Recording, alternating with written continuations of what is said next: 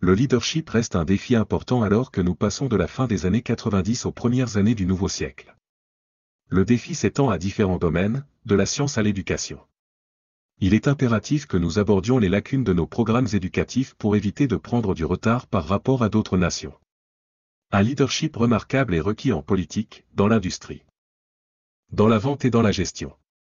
Le rôle de leader est particulièrement difficile pour le prochain siècle. Le leadership est le défi de s'élever au-dessus de la médiocrité, de passer à un nouveau niveau, à une nouvelle dimension. Cette nouvelle dimension apporte à la fois des opportunités et des responsabilités. Qui ne voudrait pas de la responsabilité aux côtés de l'opportunité si cela construit une vie extraordinaire? Voici quelques raffinements dans le leadership. Apprenez à être fort mais pas impoli. Certaines personnes confondent grossièreté et force, cependant, nous avons besoin de force sans recourir à la grossièreté. Apprenez à être audacieux mais pas un tyran. L'audace devrait saisir les opportunités sans recourir à l'intimidation ou au harcèlement. Adoptez une nouvelle méthode de leadership. Le leadership par invitation. Cela contraste avec le leadership par la menace, l'aggravation ou l'intimidation. Invitez les autres à adopter une meilleure façon de faire les choses. Pratiquez le leadership par l'inspiration, inspirant les autres à effectuer des changements nécessaires ou à accomplir des tâches. Soyez audacieux mais pas un tyran. Soyez gentil mais pas faible. La gentillesse est une force, pas une faiblesse. Soyez réfléchi mais pas paresseux. Méditez profondément, mais agissez aussi. Soyez humble mais pas timide. L'humilité est une vertu, tandis que la timidité est un obstacle qui peut être surmonté. C'est une faiblesse, pas une vertu, mais vous devez transformer votre timidité en force et continuer à travailler dessus jusqu'à ce que finalement, vous l'ayez réduite à un petit coin qui ne dévaste plus votre vie. Comment vous l'utilisez est une source d'enseignement. J'étais tellement timide, mais j'ai travaillé dessus jusqu'à ce que je l'ai réduite à un petit coin où elle ne domine plus ma vie. Elle est toujours là, mais elle ne domine pas. C'est ce qui est important. Mais l'humilité est une vertu qui élargit votre capacité à comprendre l'immensité de tout cela et combien nous sommes petits par rapport à tout. L'humilité vous permet de vous mettre à genoux et de parler à un enfant sans aucune peur. Cela vous aide à comprendre que bien que les humains soient uniques, dans l'immensité de tout cela, nous sommes tous assez petits. Oui, nous savons, mais ce que nous ne savons pas est tellement plus grand que ce que nous savons. Voici un autre point, soyez fiers sans être arrogant. Il y a quelque chose à dire sur la fierté de l'équipe. La fierté communautaire, la fierté de l'entreprise et la fierté personnelle. Mais ne franchissez pas la ligne où la fierté se transforme en arrogance. Alors qu'un certain niveau de confiance est nécessaire, l'arrogance est généralement une tentative mal avisée de compenser un manque d'estime de soi. L'arrogance, surtout lorsqu'elle découle de l'ignorance, est particulièrement problématique. L'arrogance intelligente peut être tolérée. Mais lorsqu'une personne affiche à la fois de l'arrogance et un manque d'intelligence, il devient difficile de l'accepter. Par conséquent, il est essentiel que tous les leaders apprennent les lois de base, en les utilisant pour l'illustration et la productivité. Voici la première des lois fondamentales, on récolte ce que l'on sème. Maintenant, voici une autre façon de l'exprimer du côté positif. Pour récolter, il faut semer. La récolte est réservée à ceux qui sèment, qui plantent pour mériter la moisson. Vous devez planter la graine, en prendre soin en été, la récolter soigneusement, puis utiliser sagement la récolte. Voici le reste de la loi du semis et de la récolte, si vous semez du bien, vous récoltez du bien, si vous semez du mal, vous récoltez du mal. Vous ne pouvez pas semer du mal et espérer du bien. Vous ne pouvez pas planter des mauvaises herbes et espérer des fleurs. Cela fonctionne aussi bien positivement que négativement. Maintenant, voici un autre aspect de la loi du semis et de la récolte, vous ne récoltez pas exactement ce que vous avez semé. C'est important de comprendre cela. Vous récoltez bien plus que ce que vous avez semé. Si vous ne récoltiez que ce que vous avez semé, quel en serait l'intérêt? Non, nous ne récoltons pas exactement ce que nous avons semé, nous récoltons bien plus. Maintenant, voici ce qu'il est important de comprendre à ce sujet, cela fonctionne aussi bien positivement que négativement. Le vieux prophète a dit, si vous semez au vent, vous ne récoltez pas de vent, vous récoltez une tempête. Vous devez faire attention de ne pas semer au vent. Ça ne revient pas comme un monde. C'est du côté négatif, mais cela fonctionne aussi du côté positif. Si vous plantez une tasse de maïs, combien récupérez-vous? Une tasse? Non, un boisseau. Pour la tasse que vous plantez, vous récupérez bien plus que ce que vous avez planté. C'est la raison pour laquelle on planifie l'augmentation, positivement et négativement. Maintenant, voici la prochaine clé de la loi du semis et de la récolte. Parfois, cela ne fonctionne pas du tout. Tout le monde doit comprendre cela. L'agriculteur plante la culture au printemps, en prend soin tout l'été, est un homme honorable, aime sa famille, est un citoyen décent. Mais le jour avant d'envoyer les moissonneuses dans le champ, une tempête de grêle arrive et bat sa culture à terre, et c'est parti, perdu. Donc, cette fois, cela n'a pas fonctionné. Maintenant, que doit faire l'agriculteur? Il doit décider s'il doit recommencer ou non. Doit-il prendre un autre risque au printemps prochain? Nous lui conseillerions de le faire, même s'il a tout perdu dans la dernière récolte et que cela n'a pas marché. Vous ne récoltez pas toujours ce que vous avez semé. Mais voici la loi des moyennes, voici les probabilités, plus souvent qu'autrement. Vous récoltez ce que vous avez semé. Plus souvent qu'autrement, vous aurez une récolte si vous plantez au printemps. Bien sûr, il n'y a pas de garantie, mais plus souvent qu'autrement, et devinez quoi? Plus souvent qu'autrement, c'est des chances assez bonnes, mieux que Las Vegas. La loi du semis et de la récolte. Un fait, l'une des lois les plus importantes à apprendre est la loi des moyennes. Si vous faites quelque chose assez souvent, vous obtiendrez un ratio de résultats. Une fois que vous avez compris cela, le monde est à vous. Apprendre à employer les gens dans la chose unique appelée la loi des moyennes est stupéfiant dans ses résultats en termes de fortune. Disons que vous êtes dans les ventes et que vous parlez à 10 personnes. Tout juste commencé, si vous parlez à 10, vous en obtenez un. Nous avons maintenant ce que nous appelons le début d'un ratio. En disant que personne ne dit oui, j'achèterai votre produit, je prendrai votre service. Quelqu'un dit, eh bien, 1 sur 10, ce n'est pas si bon. Eh bien, vous venez de commencer, car voici ce qui se passe avec la loi des moyennes, une fois que cela commence, cela a tendance à continuer. Si vous parlez à 10 et obtenez 1, cette chance est excellente. D'accord, vous parlez à 10 autres, vous en obtiendrez un autre. Au baseball, nous appelons cela la moyenne au bâton, frappez 10 fois, obtenez un coup sûr. Frappez 10 fois, obtenez un coup sûr. Personne ne frappe 9 fois sur 10. Vous n'avez donc pas à être parfait ici. Tout ce que vous avez à faire, c'est de comprendre la loi des moyennes. Maintenant, même si vous n'obtenez qu'1 sur 10. Vous pouvez maintenant commencer à rivaliser. Si vous êtes ici depuis longtemps, vous pouvez en obtenir 9 sur 10.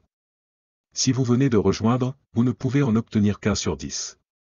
Je vous dis, si nous avons un concours, je vous battrai. Et vous direz, eh bien, tu viens de commencer, comment pourrais-tu me battre? C'est très simple. Si nous avons une course de 30 jours sur un concours ou une course de 60 jours. Alors que vous parlez à 10 et que vous en obtenez 9, j'en parlerai à 100 et j'en obtiendrai 10. Gagnant, n'est-ce pas intelligent? Voici ce que je fais si je suis nouveau, je compense en nombre ce qui me manque en compétences. Maintenant, lorsque mes compétences augmentent, je n'ai pas besoin d'approcher 100 pour en obtenir 10. Une fois que vous comprenez la loi des moyennes, je vous le dis. C'est tellement excitant de travailler avec elle. La loi des moyennes fonctionne dans notre petit plan financier ici. Vous savez, les chances sont excellentes que ce petit plan fonctionnera. Ça marchera, ça marchera, ça marchera. Les ratios fonctionneront pour vous. Voici ce qui est encore excitant, la loi des moyennes peut être améliorée. Au début, vous n'obtenez peut-être qu'1 sur 10. Mais plus vous vous améliorez, plus vous développez de compétences. Maintenant, vous en obtenez 2 sur 10, puis 3 sur 10. Vous n'avez pas besoin de plus de 2 ou 3 sur 10 pour devenir riche. Et en travaillant avec des gens, il y a une histoire unique à propos de la loi des moyennes. Il dit que le semeur est sorti pour semer. Le semeur numéro 1 avait une excellente graine ou une bonne histoire à raconter et un bon produit à vendre. Il dit que le semeur était ambitieux, se levait tôt le matin et sortait pour conclure l'affaire. Donc, bonne graine, semeur ambitieux, et il commence à semer la graine. Mais voici ce qui se passe, prenez note, la première partie de la graine qu'il a semée, les oiseaux l'ont tue. Et les oiseaux vont en avoir quelques-unes. Jean a dit, oui, je viendrai, je vérifierai la réunion, je verrai si c'est une opportunité pour moi. Il dit, je serai là mardi soir. Mardi soir arrive, j'en ai pas là. Vous dites, je me demande où il est. Les oiseaux, quelle que soit leur forme, et il n'est pas là. Quelqu'un a volé la graine, quelqu'un l'a privé de l'opportunité. Devinez ce que vous pouvez faire à ce sujet? Rien. Eh bien, vous pourriez chasser les oiseaux, mais je vous dis, ce n'est pas une bonne affaire. Vous dites, eh bien. Je vais contacter Jean, le convaincre de venir, je vais les remettre sur le droit chemin. Je vous dis, vous en demandez plus que vous ne pouvez gérer. Voici ce que vous devriez faire, voici ce que le semeur a fait, il a continué à semer la graine. Voici ce que vous pouvez faire, si vous restez occupé, semez plus que ce que les oiseaux peuvent obtenir. Comptez simplement sur la loi des moyennes. Sans essayer de résoudre chaque problème. Donc, les oiseaux vont en obtenir quelques-unes, quelques-unes. Maintenant, il dit qu'il a continué à semer la graine, et maintenant la graine tombe sur un sol pierreux, où le sol est peu profond, et la petite plante commence à pousser. Mais le premier jour de chaleur, elle se flétrit et meurt. Donc, notez-le, le temps chaud va en obtenir quelques-unes. Vous recrutez quelqu'un, et il rejoint, en disant, « je vais vraiment faire du bon travail ici », et 2 jours plus tard, quelqu'un dit bouh, et il abandonne. Le premier jour de chaleur, que pouvez-vous faire à ce sujet? Rien. Parce que si vous commencez à poursuivre, à essayer de réparer cela, je vous dis, c'est irréparable. Mais voici ce que vous pouvez faire pour réparer votre avenir. Continuez à faire comme le semeur, tapez sur le semis. Et vous ne pouvez pas être responsable du sol peu profond, c'est la responsabilité de quelqu'un d'autre. Donc, voici la 3e clé, maintenant, il continue à semer la graine, et maintenant la graine tombe sur un sol épineux. Et cette fois, la petite plante commence à pousser à nouveau, mais les épines l'étouffent et elle meurt. Donc, prenez note, les épines vont en obtenir quelques-unes. Voici ce que cela s'appelle dans cette petite histoire, les soucis de la vie, les petits devoirs, les petites distractions. J'ai dit, Jean, nous avions une réunion hier soir, pourquoi tu n'étais pas là? Jean dit, eh bien, je ne peux pas venir à chaque réunion. J'ai dit, pourquoi pas? Il a dit, eh bien, la porte du moustiquaire est tombée des gonds. Vous ne pouvez pas laisser votre maison tomber en ruine, vous devez prendre le temps et réparer, réparer, réparer. Je peux entendre la tempête. Il a dit, quelques ordures supplémentaires se sont accumulées dans le garage, vous ne pouvez pas laisser des montagnes d'ordures s'accumuler dans votre garage. Que puis-je faire à ce sujet? Les gens laissent de petites choses les priver de grandes opportunités. Et parfois c'est un peu déchirant à regarder, surtout si c'est quelqu'un à qui vous tenez. Mais il y a certaines choses, souvenez-vous, que vous ne pouvez pas redresser, vous devez compter sur autre chose pour votre fortune et votre avenir. Mais maintenant, passons au reste de l'histoire. Voici ce qu'elle dit, finalement, le semeur continue à semer la graine, maintenant elle tombe sur un bon sol. Soulignez ceci, bon sol, et cela arrivera toujours. Vous continuez à partager une bonne idée, elle finira un jour par tomber sur un bon sol, un sol productif, réceptif, décisionnel. Maintenant, c'est intéressant, cependant, à propos du sol. Voici ce qu'il dit à propos du sol, une partie de ce bon sol produit maintenant 30, une partie produit 60, et une partie produit 100. Comment cela s'appelle-t-il? La loi des moyennes. Tout le monde ne fera pas la même chose, tout le monde n'a pas les mêmes ambitions, et vous ne pouvez pas redresser cela. Maintenant, vous devez simplement le prendre tel qu'il vient. C'est comme les saisons, vous ne pouvez pas les réorganiser et dire, je prendrai 2 printemps, 3 étés, et pas 2. Vous devez les prendre comme elles viennent. Mais maintenant, comment obtenez-vous des 100%? Certains produiront 100. Comment obtenez-vous plus de 100%? Vous devez passer par les oiseaux, vous devez passer par la chaleur, et vous devez passer par les épines étouffantes. Et vous devez en quelque sorte tolérer ceux qui n'ont pas beaucoup d'ambition. Obtenez 3000 personnes à 60%, et vous obtiendrez des 100%. La loi des moyennes est à l'œuvre à l'université. Y a-t-il autant de diplômés seniors que de nouveaux étudiants? Pourquoi? C'est un mystère. L'érosion inévitable de la vie dit qu'il y aura toujours plus de nouveaux étudiants que de diplômés seniors, tout le monde ne finit pas la course qu'il a commencée. La réponse est non, certaines personnes ne veulent pas finir. Certaines personnes planifient au printemps et partent en été, et vous ne pouvez pas redresser cela. Voici ce que vous pouvez faire, continuez à raconter l'histoire, continuez à partager une bonne idée, et je vous dis, cela fonctionnera pour vous. Donc, voici ce que nous disons, si vous voulez beaucoup de diplômés seniors, vous devez continuer à charger la classe de première année. Tournez-vous vers la loi des moyennes, c'est l'une des plus grandes études à faire. Cela vous servira bien dans votre carrière commerciale. Votre carrière de vente, n'importe quelle carrière.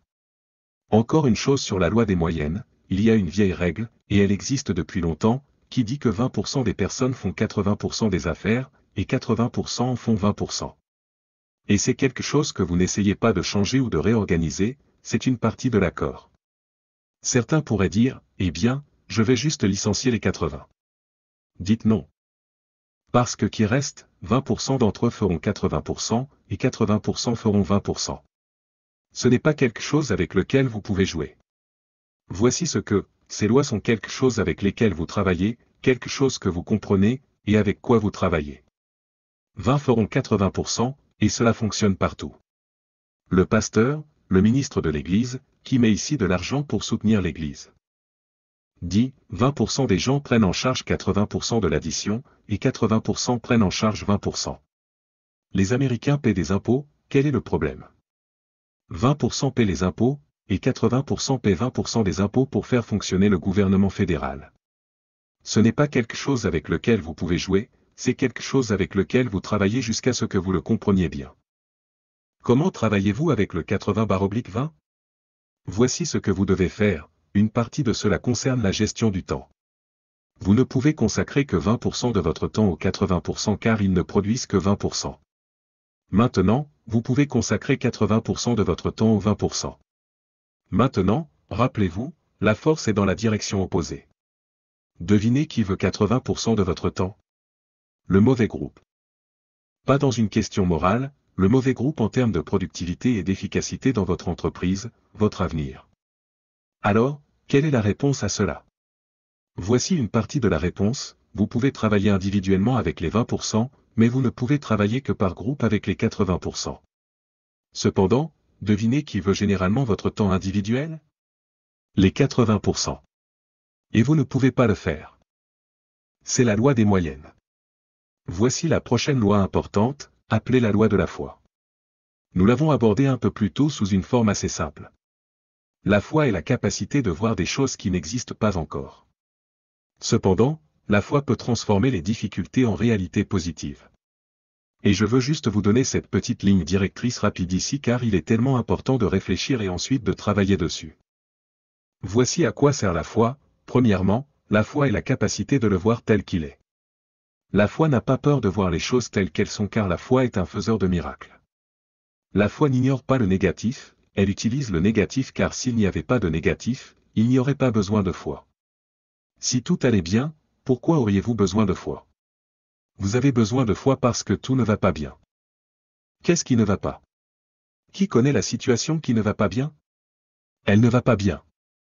Alors voici ce que la foi fait. Premièrement, la foi n'ignore pas le négatif car la foi se tient maintenant comme le faiseur de miracles si vous la laissez agir. Ainsi, la foi le voit tel qu'il est. S'il est laid, il est laid, s'il ne fonctionne pas, il ne fonctionne pas, s'il est en désordre, il est en désordre. Il ne fait pas de mal d'appeler un désordre. Vous n'avez pas besoin de l'embellir ici. S'il est cassé, il est cassé, s'il est misérable, il est misérable. La foi n'a pas de problème à admettre cela, la foi n'a pas de problème à le voir. Voici pourquoi, premièrement, vous pouvez le voir tel qu'il est. C'est le début de la foi, le voir tel qu'il est. Maintenant, voici la deuxième étape de la foi. Le voir meilleur qu'il n'est. Ne pourriez-vous pas voir au-delà du désordre? Le désordre est pour aujourd'hui, ne pourriez-vous pas regarder vers demain? La réponse est oui, je suppose que je pourrais regarder vers demain. Les êtres humains ont cette incroyable capacité de regarder vers demain, de regarder vers la semaine prochaine. Ainsi, nous avons non seulement la capacité de le voir tel qu'il est. Le début de la foi, mais aussi de le voir meilleur qu'il n'est, rêver les rêves, faire des plans, visualiser, utiliser votre imagination, le voir meilleur qu'il n'est maintenant. Voici la troisième étape qui transforme la foi en réalité, le rendre meilleur qu'il n'est. La foi doit maintenant être investie dans l'action. Si vous investissez la foi dans l'action, vous pouvez prendre n'importe quelle situation et la rendre meilleure qu'elle n'est. Ensuite, au début de la foi, le voir tel qu'il est, ne le voyez pas pire qu'il n'est, ne l'exagérez pas. Certaines personnes ont tendance à tout exagérer. De cette façon, ça ne peut pas être si mal. Si c'est aussi mauvais, c'est aussi mauvais. Vous n'avez pas besoin de multiplier par 10 à quel point c'est mauvais, ce n'est pas nécessaire. Tel quel, voilà le marché, le voir tel qu'il est. Ne le voyez pas pire qu'il n'est. Maintenant, voici la prochaine clé unique de la foi, ne le voyez pas pour plus qu'il ne peut devenir. Il y a une fine ligne entre la foi et la folie. Oui, il est possible de se voir comme un millionnaire, mais pas du jour au lendemain. Quelqu'un dit, eh bien, oui, je peux voir ça. Ne le voyez pas pour plus qu'il ne peut devenir en un laps de temps raisonnable. Oui, s'il tombait du ciel du jour au lendemain, mais ce n'est pas probable. Mais il est toujours possible d'être millionnaire, d'être riche et prospère, étant donné un certain laps de temps, en travaillant avec la loi des moyennes et tout le reste dont nous avons parlé aujourd'hui.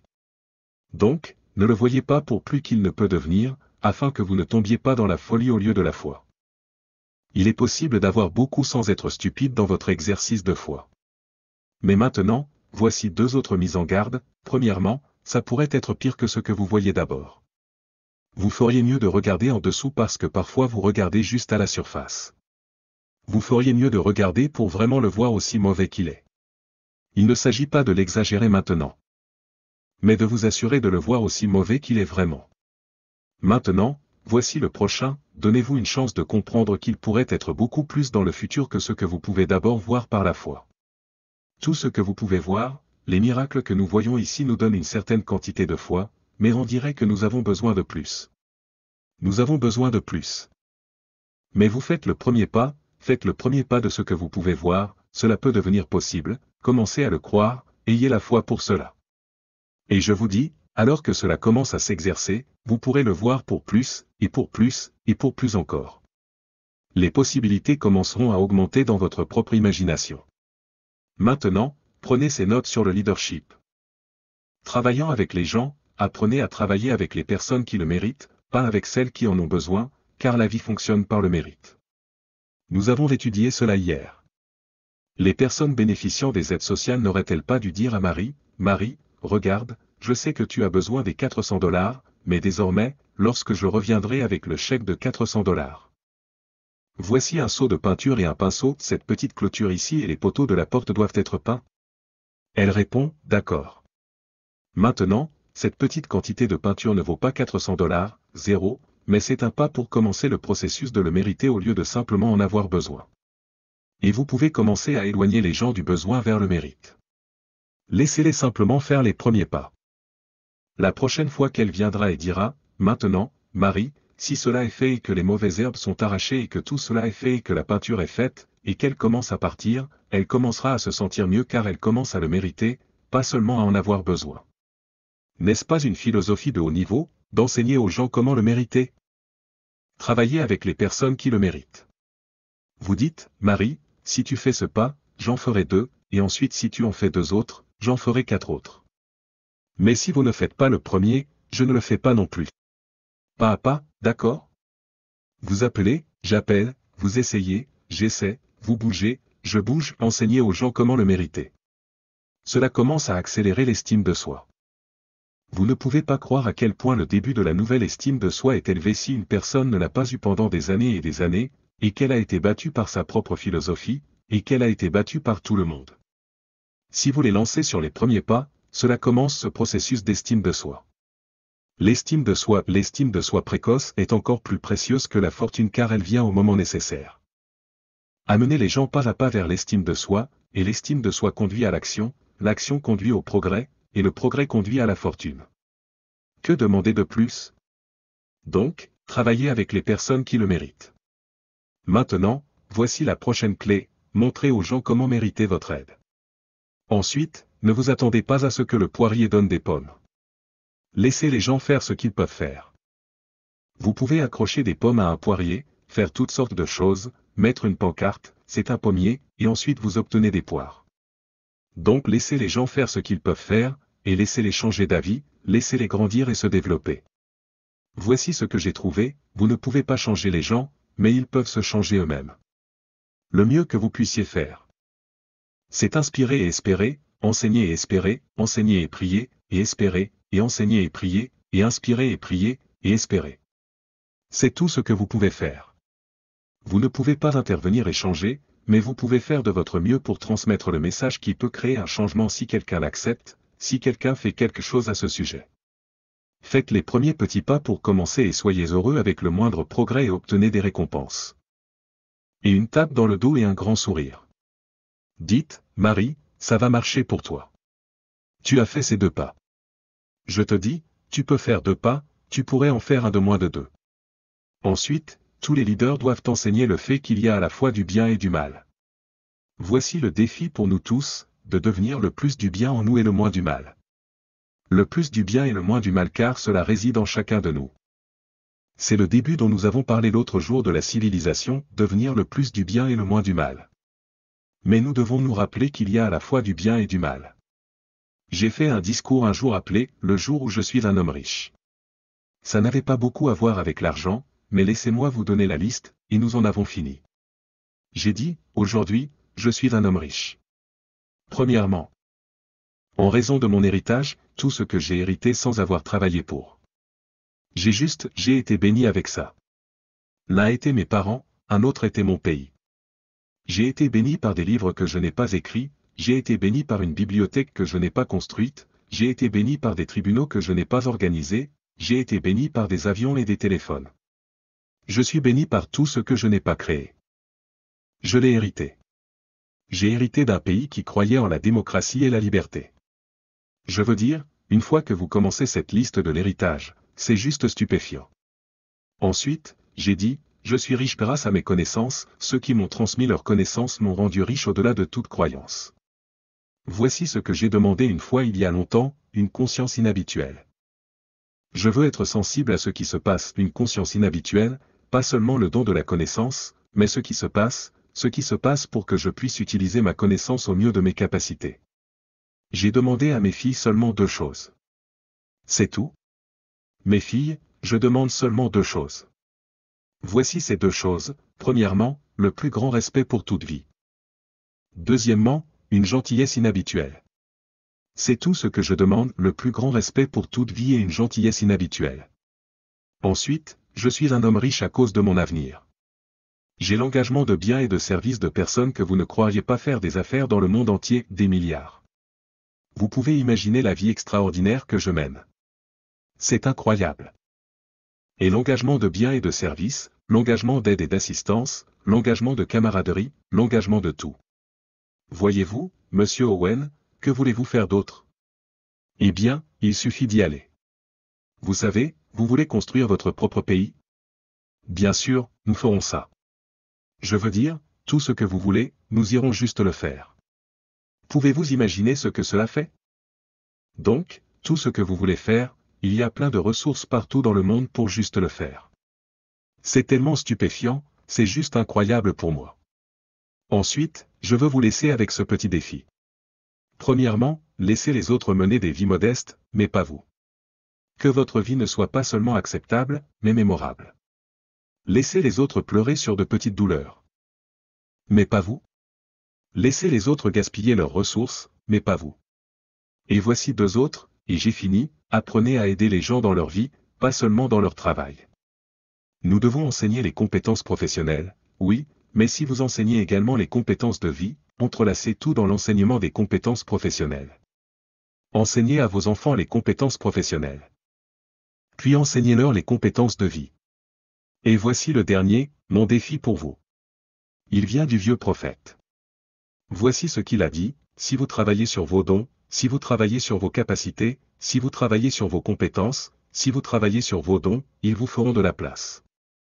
Ils vous créeront un espace. Si vous devenez attractif, vous aurez un endroit attrayant.